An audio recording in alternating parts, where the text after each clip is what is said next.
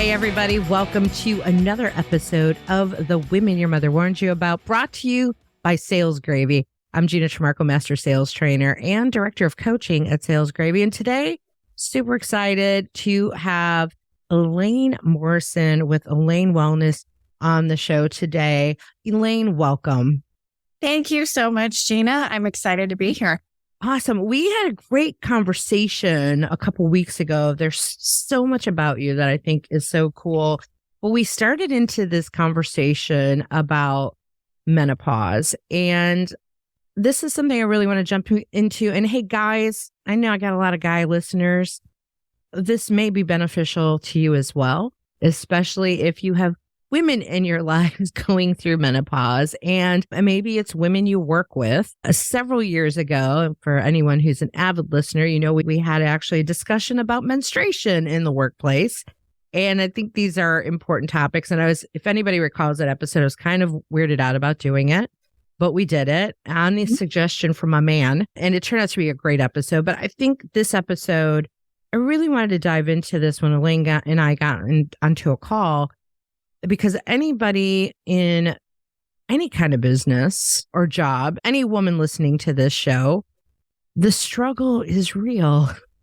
And you don't understand it if you're not in it. It's almost like a secret sisterhood. Would you agree, Elaine? I wholeheartedly agree. It is an issue in the workplace. Women are leaving the workplace in midlife due to menopause symptoms. I heard a lot of talk around menopause. I'm a Pilates instructor. I have been for the last 17 years. And I would always hear my clients coming into group class, and there was sort of this whisper in class of like, I'm having this symptom or this is happening. And I was just always keeping an ear out to like, okay, what could potentially be coming down the road for me? So women were talking about it, but it was very whispered. You know, we didn't want to talk too loudly about it, but I think that's changing. You know, it's funny you mentioned that, being a Pilates instructor. And for those listening, I didn't jump into a giant bio on Elaine. We'll put that in the show notes because I just kind of wanted to dive into the topic. Several years ago, when I was working with a personal trainer, it was probably my early 40s, and I wanted to lose weight because I kept hearing the rumblings of like how much weight you could gain during menopause. And I'm like, let me get ahead of this and lose the weight before menopause. And I lost 80 pounds. And then, and I put it all back on. I'm going to blame it on menopause. No, there's a variety of things that happen. But during that time with my personal trainer, I wasn't in menopause yet. I wasn't perimenopausal yet, but she was complaining about some of her clients that were blaming things on menopause, right? That was her take on it, because she too wasn't going through it. But she was saying things like, they're saying all this is going on. They're blaming weight gain on menopause. And she couldn't understand it because she wasn't going through it. And even I, at that time, had been coaching a lot of women, entrepreneurial women, and a lot of them in menopause. And I would hear things like, and I can be a tough coach. And I would hear things like, I'm just so tired and I have brain fog and I just need to take a nap during the day. And I'm like, well, get yourself up. I don't know what to tell you. Get more sleep. Go to bed earlier. Right. And I'm a woman saying this. I don't know if I said it out loud, but I know my inside voice was saying it. Right. I think my inside voice was saying, I think I said it more gently, like, well, maybe readjust your schedule and sleep at different times. I don't know how I sugarcoated it. Couldn't understand it because I wasn't experiencing it. Right. And then when it happened to me, I was like, oh my gosh, I need a nap. It's 2:30 and I need a nap. What is wrong with me? And that impacts your day if you're trying to run hard and drive hard. Yes. Yes. So I know that this is something that you've experienced and gone through and help women on. So that's what I'm hoping you could shed some light. Maybe walk us through some of your own personal experiences and maybe some ideas for how do we deal with this as women and men. Oh, maybe we'll come up with tips for you, but right now I want to focus on women. Absolutely. So I teach a program called the Midlife Blueprint, and there's 3 pillars to it. So it's meals, it's movement, and it's mindset. And the way I learned this is I had gone through an autoimmune disorder called Hashimoto's, which a lot of women can relate to, thyroid autoimmune disorder. I was diagnosed at 44. And when I went in with all my symptoms, I was just told it's normal to not feel well in midlife. And so I had to just beg and demand that my doctor test me for thyroid antibodies, do a full thyroid panel on me. I spent years healing myself, and I started with food. That was one thing. I also discovered I had mold in my apartment, in my HVAC unit. For anybody, men or women listening, if you're exposed to any mold in your home, that can be devastating to your health. So I had gone on this huge journey of trying to fix my own health. And so I reversed my autoimmunity when I was told that would not be possible. And I thought, okay, what's going to happen in menopause? And I really was honestly scared. I'm like, gosh, I'm just now feeling better. And now I've got to climb this hill called menopause that everybody is scaring me about.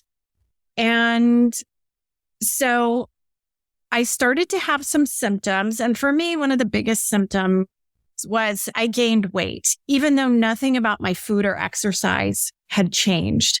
And it also happened to coincide with COVID and staying at home. I live in Los Angeles, where we had very strict rules that closed the gyms and everything else. So I just got really curious because the narrative in our culture around women's health, I find, is often very disempowering. Your body's out of control. There's nothing you can do. And whatever symptoms you have, it's just normal to not feel well. That's really what I think a lot of women are told. So the more I read, I was like, okay, this is a time where you've really just got to be diligent about the food that you're eating, about the type of exercise that you're doing. And then I'm also a really strong believer in your mindset and working on that. And so fast forward, I went through menopause in 2020 at the age of 51. I'm now 54. And I've been able to take the weight off. Yes, it's a little bit harder, but I'm here to say that menopause does not have to be horrible the way that menopause is often marketed to women. And one thing I always remind women is menopause is a powerful transition. It's not an ending, right? You don't have to go buy a house coat and let yourself go and throw in the towel and think that you're old. You absolutely do not. You have choices. And so my whole mission is to really empower women. And hopefully for the men listening, they can support women through this really powerful transition. I love that. My mom was a real petite woman, as was like my grandmother and most of my aunts. Like there's smaller, shorter, petite women. And there was a point, my mom always had like this little belly, and it kind of got worse over time. I'm not sure when her menopause stopped, which is another interesting story because, I reached out to my mom. She's no longer with us, but I'm like, can you tell me about your menopause? Because I wanted to maybe understand some of the genetics and was I going to experience some of the same things. And it was funny because she put it out of her mind, and she's like, I don't know. She's like, I put it out of my mind. So she couldn't even tell me like when it started, when it ended. But I recall her always complaining about her stomach, and for a petite woman, like she did have this bulging stomach, and so did my aunt and so did my grandmother. And they were definitely a little heavier, but they had these protruding stomachs. Then I noticed that like the last couple of years, I started to get the belly, and I'm like, where's this belly coming from? I'm like, I got the family belly. Like, this is what all the women in my family have. And I got to think it's part of the menopause piece. It is. So as I say, it feels like overnight, someone just ships you 15 pounds and they attach it to your waist. And it's like, it's just this ring around your middle. And so what's happening in midlife, right? In perimenopause, which is they say up to 8 years leading up to menopause, where let's go through and give a little education on what is actually happening, because most doctors are probably not going to tell you. So first hormone that starts to lower is progesterone. right? That's what helps you to ovulate. So you may start to skip periods because you don't ovulate. Well, progesterone is the make you feel good hormone, right? It helps you to sleep well. So that's why in the beginning, you can feel like you're going to choke your partner because you're having more like anger, you're more irritated. Maybe you start to not sleep as well, things like that. And what can happen is then it leaves estrogen unopposed. And that's where you can start to have those heavier periods. I called them, men, crime scene periods, right? You can bleed through a tampon in 30 minutes, things like that. So that's what's happening hormonally. Then the next thing is, as we age, we start to lose muscle. And that's why it's so, so, so important to start building muscle. And I tell my girlfriends who are in their 30s, I'm like, get serious at 35 about lifting weights and building muscle. And that's when I did. So I had been consistently lifting weights since I was 35. And then what starts to happen in midlife is you become more insulin resistant, right? And so you can start to become pre-diabetic or diabetic because you have less muscle to deal with all that insulin, right? Your glucose response. So that's why it's really important. You can no longer kind of get away with eating all the desserts and drinking all the wine and having all the pasta and all the things because your body can't properly deal with all those sugars, right? And so that's why your metabolism is more busted in midlife. And that's why you get that weight gain.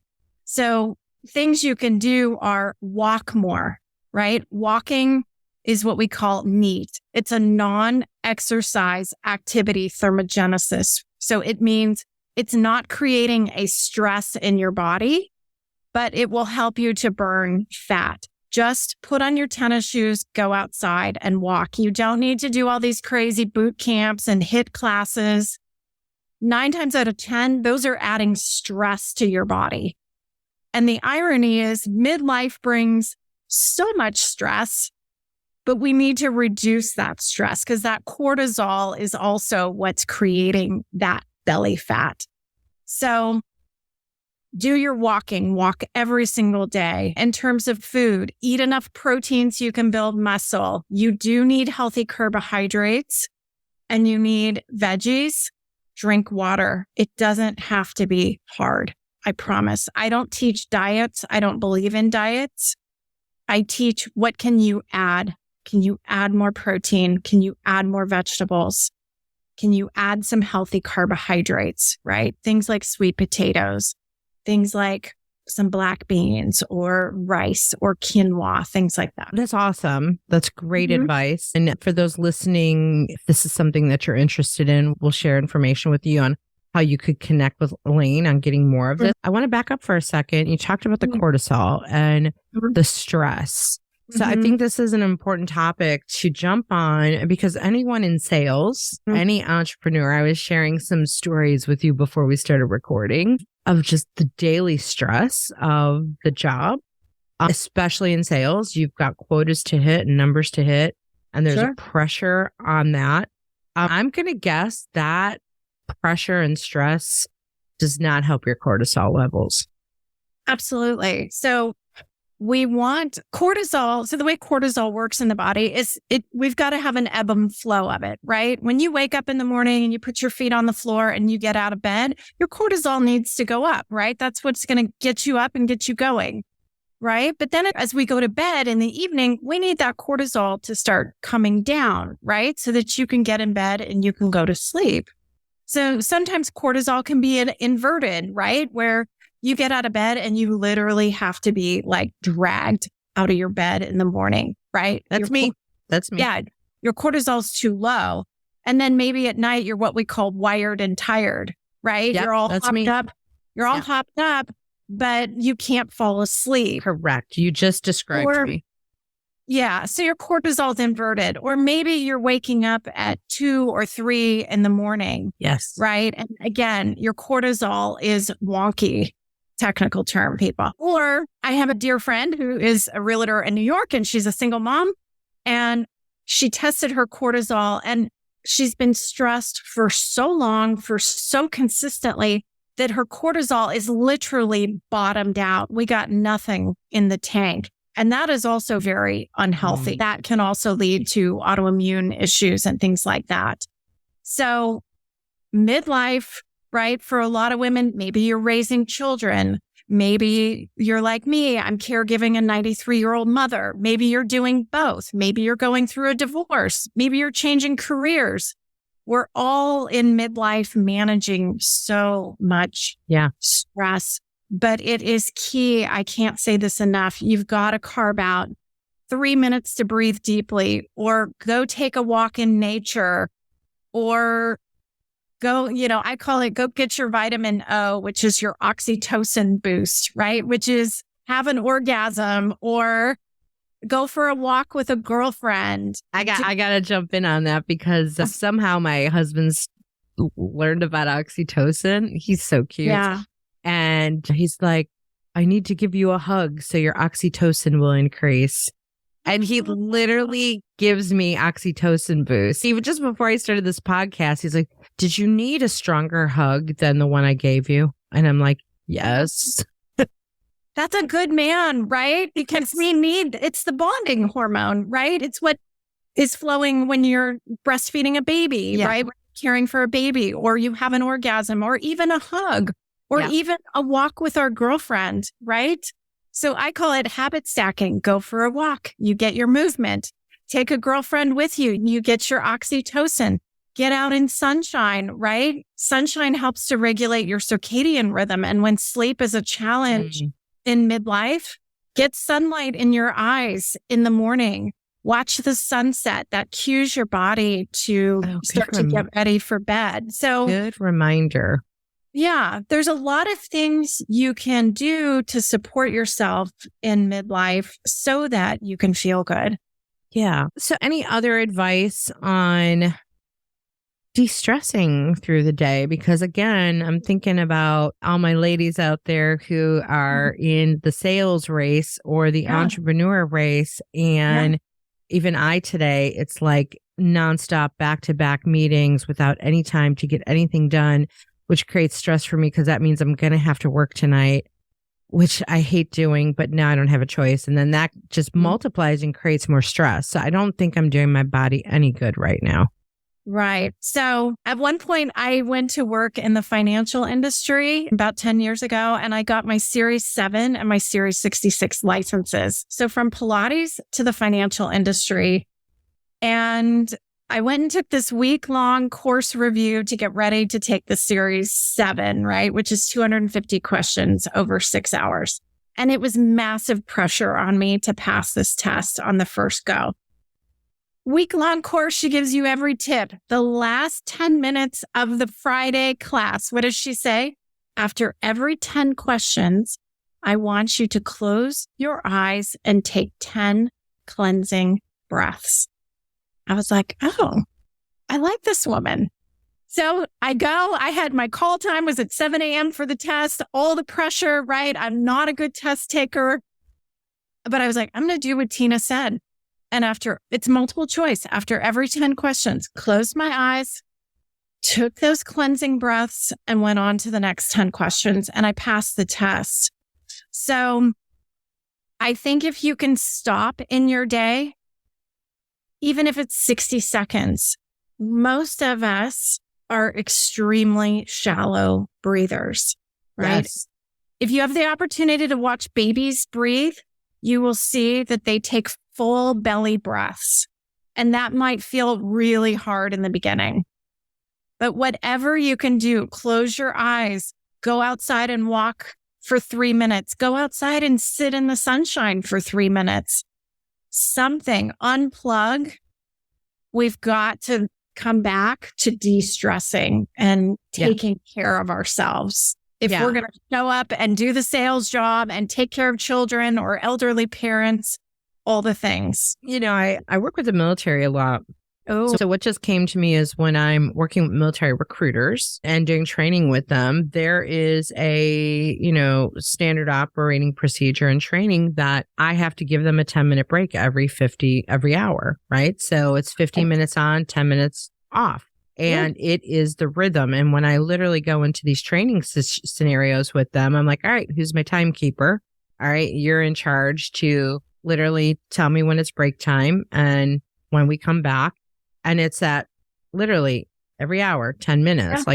That's what's coming to me right now. You know what? It's a bright, sunny day today. Why did I not go sit outside for 10 minutes? Now, part of that is I booked myself back to back. So shame on me. So that's part of it. We have to think about taking those breaks. I also have a really good friend who used to be co-host of this show for a couple of years. And she now is immersed in breath work as a coach doing breath work. And I have a girls' weekend coming up and she's going to be part of it. And she's going to bring us through some breath work. So for anybody who remembers Rachel Pitts, we actually have talked a little bit about breath work, but that is someone that you could also, I think, reach out to, listeners, for some breath work tips, because this is something that she's doing another certification in on how to be applying this. And same thing, she talks about the shallow breathing. She's got a practice where she tapes her mouth shut at night to just force herself into breathing through her nose. Yes. That could be a whole podcast episode all to its own about the problem we have of mouth breathing. I know there's a called Breathe. I cannot remember the author's name. I have done breath work. It's amazing. It is very much a somatic experience. Body, all kinds of emotion can come out through that. Yes. So I highly suggest if people are interested in that as a de-stressor. There's so many things you could do. You could do yoga. You can put on a meditation. Find what works for you, because what works for you might not work for someone else. You don't have to follow, the pack of what everybody else is doing. Find what works for you and really try to take breaks from technology and your phone. Out in nature is very soothing and healing. If you're in North America, it's springtime, get outside. It makes even grounding and putting your feet on the ground. That's what that means. For those who don't know what that means, just getting your bare feet on the ground. With your bare feet connected to nature. That's another thing that you could be doing. It's probably why I walk around bare feet all the time, maybe. Yeah, which is good for you. Shoes are actually, I'd say to my clients all the time, shoes are little prisons for your feet. Right. They are little prisons. And I could go on all these super padded shoes, right? They're actually not, they don't develop the muscles of your feet. Yeah. And if you're flat footed, I'm flat footed without an arch. So that does not help my situation either. So we talked a little bit about meals and movement. Is there anything else that you want to add for mindset? Yeah. So in my course, every week I give journal prompts, and I really go through a whole series of questions over the 8 weeks of, I think it's things we don't ask ourselves in midlife. Who do you want to be in this second chapter? Right? You can change course. Remember, I said it's not the end. It's really, we're at a new jumping off point. So who do you want to be?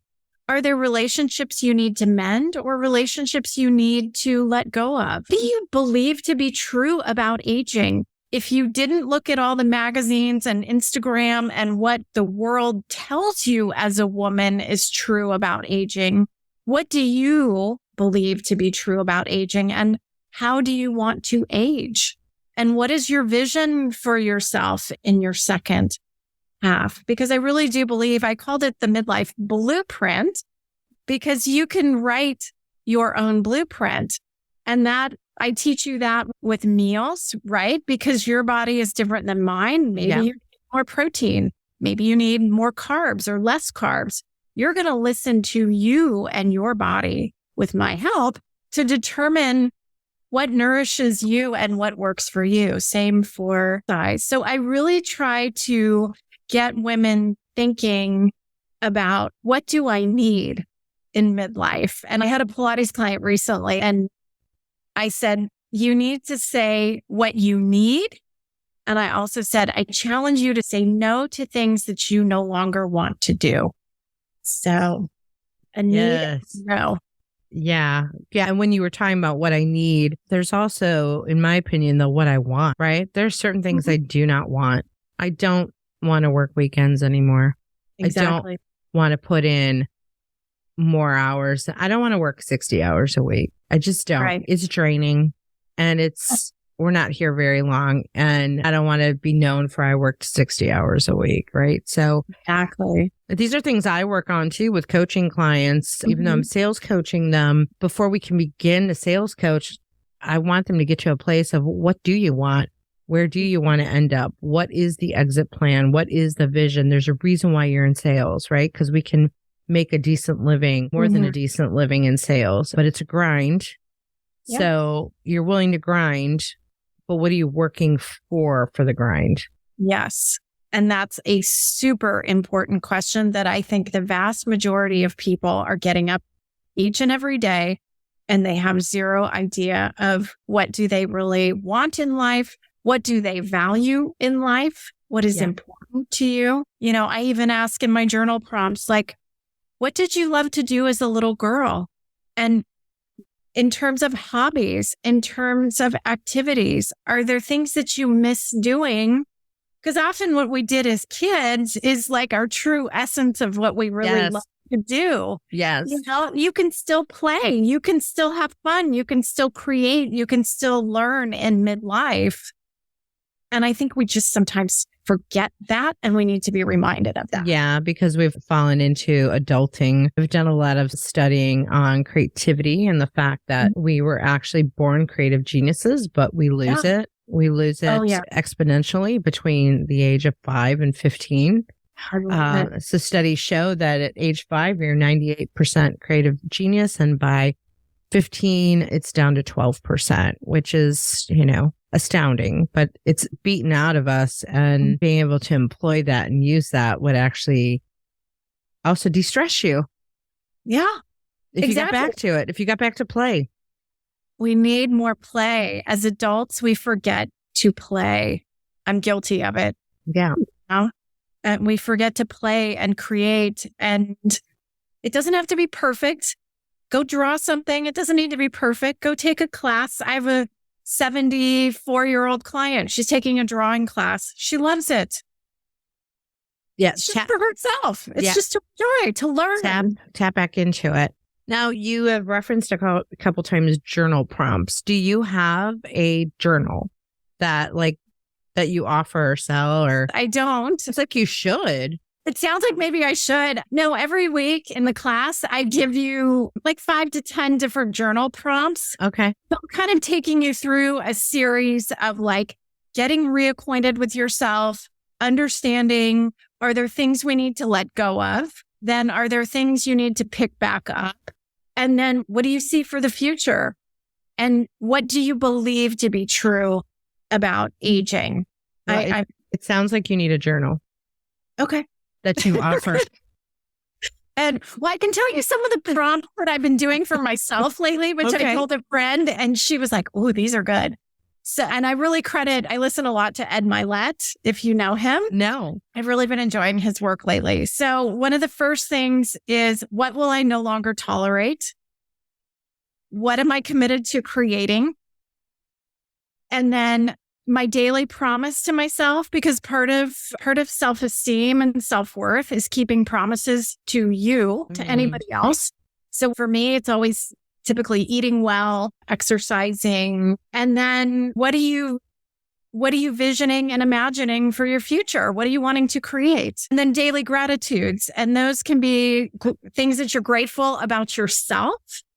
And then things just that you're grateful for in your life. Because I think when you practice gratitude, it really focuses you back on how much you do have, right? Yeah, that is something that I practice. I've fallen off the wagon a little bit. I used to do it every day. Now I'm now I'm down to once a week. So I got to remember to get back to it daily, of using the smallest things that I'm grateful for from the day before. But also I have a section of props, things that I prop myself up for, things that I pat myself on the back for that I did well the day before.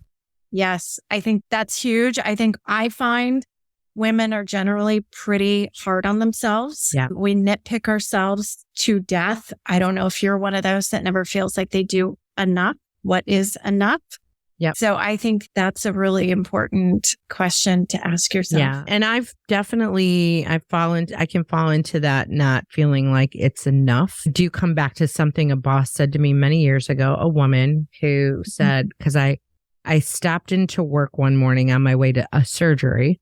And she said, "Why are you here? You're supposed to be having surgery this afternoon." And I'm like, "Well, I just have all this stuff to do." And she's like, "Listen, when you die, your inbox will be full. Yeah. It will never be empty. So please leave and go to the hospital." And I never forgot that. I never forgot that. And I give this advice all the time. Never going to get everything accomplished that I want to get accomplished. We could talk to all the mindset gurus in the world. There's only so much time in the day, especially if there's a lot you want to do and you have a huge appetite to do a lot. You're not going to get everything done, and you're going to have to prioritize what's most important to you. Absolutely. And give yourself a break and be like, all right, I'm thankful I got these 3 things done instead of the 10. Yay me. Yeah. And tomorrow's a new day. Yeah. No, so my best friend is juggling a 7-year-old and an 84-year-old mother through a pandemic. And some days she's so overwhelmed. I'm like, all you got to do is just keep people alive today. Do enough to keep people alive, and the rest, it'll be there tomorrow. Exactly. Give yourself a break. And you take that whole combination of all the family things. Remember when my mother was sick and in hospice, and having an aging parent is one thing, but having an aging parent and children to take care of, which I haven't had to juggle that, but that can't be easy. And then you add the job component to it. Mm-hmm. And I don't want to make this a male-female thing, but oftentimes the women are taking on the majority of the family stuff. I am lucky. I'm, in a really good situation where I have a stepson, and my husband is an amazing caretaker and nurturer. He takes care of us, but I've definitely been in the position where I've had to take care of everybody else, plus my clients. So for anyone listening in that situation too, sometimes as salespeople, we put so much pressure on ourselves to do everything for our clients. And sometimes we have clients that are very needy, and we take all of that on. Tomorrow's a new day. I love this. Do what you can to keep everybody alive today. And unless you're a doctor in the ER responsible for saving lives, end your day and go home. Yeah. Sometimes you've just got to rest. I think as women, we often put way too much pressure on ourselves. And, for women who are working and also caregiving, I did a post on LinkedIn about this. If there's a daughter in the picture, 2/3 of the time it falls to the daughter to do the bulk of caregiving. So this is where I have a brother, and he does not live near our mom. So that makes it more challenging. But I would say to men in the audience, if you can help with aging parents, absolutely. Because watching parents age for me has been one of the hardest things. It's brutal. It really is. That could be a whole other topic. That's another show. we might have to do a show on it, because that's a reality too of how do you deal with that. I dealt with that during COVID with my mother going into hospice. Yeah. Now, this was happening in Chicago, and I don't live there, and my brother did have to take it on. So there wasn't a female to take it on, and he had to take it on, but it cost him, because he had lost his job during COVID. So he was able, for the most part, to be with her, caregive, but we had to make a tough choice. Do we put her in the hospital where we'll never see her again until she dies because of COVID? Or does he take that on? And, luckily he wasn't working, but when he had to go back to work, she died a week later. Oh. So those are realities that we deal with. And then how do we juggle all that? So not meaning to end this show on a downer, but really the point here is I love the 3 pillars that Elaine talked about: the meals, the movement, the mindset. I think that could be for anybody. That's just going through menopause, guys. So we can all do better with that. I think in there is also, I'm going to throw in here, sleep. Getting enough sleep. I slept the other day until noon on a Saturday and without a clock. And I woke up and I was like, what just happened? And I have never, I'm like, how did that? And I got up actually at 5 a.m. to make my husband's lunch because he leaves for work at like 5. And I went back to bed and woke up at noon. My body must have needed it. So yeah. Listen to your body. Sleep is definitely key. Another element I don't put under a pillar, but also getting all the chemicals out of our lives. Those play a huge role in menopausal symptoms. A lot of symptoms in menopause can be managed through lifestyle choices. And that's what I really want to drive home and empower women to understand how you can show up to take care of your body and support your body. You're not powerless. You're not without choices. So good reminder. And same for men. Men go through andropause, right? Yeah. They have changes too. It's the same for them. Movement, meals, mindset. Yeah. Awesome. Elaine, thank you so much for being on the show today. And before we let you go, if people want to reach out to you, learn about working with you, your blueprint, we didn't even get into collagen, which is a whole other area about you. So for people to learn more about you, what's the best way for them to do that? So you can come to my website, ElaineWellness.com. You can find me Instagram, Facebook at Elaine Wellness. You can find me on LinkedIn, Elaine Morrison. I answer all of it myself. So if you have any questions, if I can support you in any way, I would love to meet you. I'd love to chat with you. Awesome. Thanks for that. And thanks again for being on the show. It's a pleasure, Gina. Thank you for the opportunity. All right, Warners, thank you for listening to this episode of The Women Your Mother Warned You About, brought to you by Sales Gravy. And I know we were talking about menopause and the 3 pillars of mindset, movement, and meals. There's all kinds of pillars that you can get at salesgravy.university. We talk a lot about mindset in sales at Sales Gravy University. We've got over 200 courses. Go check that out to up-level you. I have something in there on confidence and sales presence. I feel like I should maybe work on more of this mindfulness for women. Maybe that's a course I should create. So go check that out, salesgravy.university. For more about this show, womenyourmotherwarnedyouabout.com. And of course, salesgravy.com. And we will see you on the next episode. And when I say see, you can actually catch us on YouTube now to see the video version of every show. So we'll see you on the next show. Bye, Warners.